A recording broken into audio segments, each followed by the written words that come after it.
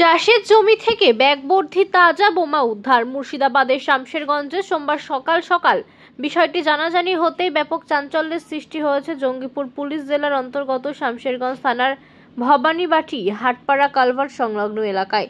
ঘটনাস্থলে রয়েছে শামশেরগঞ্জ থানার পুলিশ সূত্রে খবর, রবিবার রাতেই শামশেরগঞ্জ থানার অন্তর্গত ভবানীবাটি হাটপাড়া কালভার্ট সংলগ্ন এলাকায় বোমা পড়ে থাকার খবর আসে। খবর পেয়ে তড়িঘড়ি ছুটে যায় শামশেরগঞ্জ থানার পুলিশ। তল্লাশি চালাতেই চাষের জমি থেকে উদ্ধার হয় ব্যাগ ভর্তি তাজা বোমা।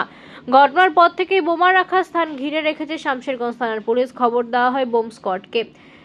সোমবার সকাল থেকেই নতুন করে আশেপাশের জমিতে তল্লাশি চালায় পুলিশ। কি বা কারা চাষের জমিতে বোমা রেখেছে তদন্ত শুরু করেছে শামশেরগঞ্জ থানার পুলিশ।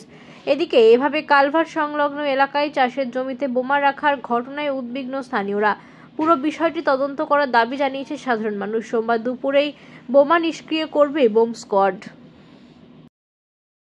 আপনারা দেখলেন, দেখতে পেয়েছি আমরা সাইকেলে দাঁড়িয়ে আছি বাইরে থেকে। আচ্ছা, কি শুনলেন বলেন তো? বোম আছে, গান সুতলি লেফটি আর লেফটে আছে। কি শুনেছেন? আমরা শুনছি যে এখানে বোম আছে, পাবলিক বলা করছে যে বোম আছে। এখানে এসে দেখলাম। আচ্ছা, তাই এখানে এসে দেখছি যে সিভিকগুলা ডিউটি করছে।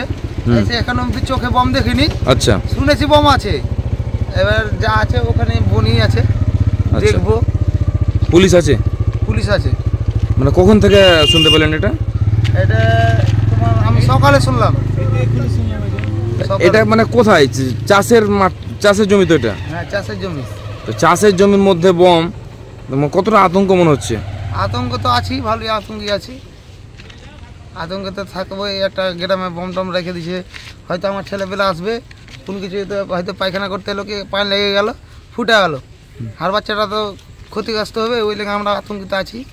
আচ্ছা, এটাই আতঙ্ক আছি। এটা পুলিশকে বলছি আমরা যে ভালো করে তদন্ত হোক এই ব্যাপারে, কে রেখেছে, কি করেছে, কি উদ্দেশ্যে রেখেছিল, ওটা তদন্ত করা দরকার।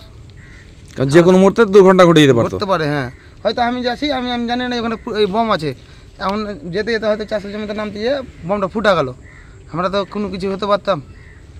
ওটা বলছি যে পুলিশকে ভালো করে তদন্তটা করুক। এটা কোন জায়গা? এটা ভবানীবাটি পুরাতন। না, ভবানীবাটি। এই জায়গাটার নাম ভবানীবাটি? ভবানীবাটি। আপনার নাম কি? আমার নাম নেতাউল শেখ।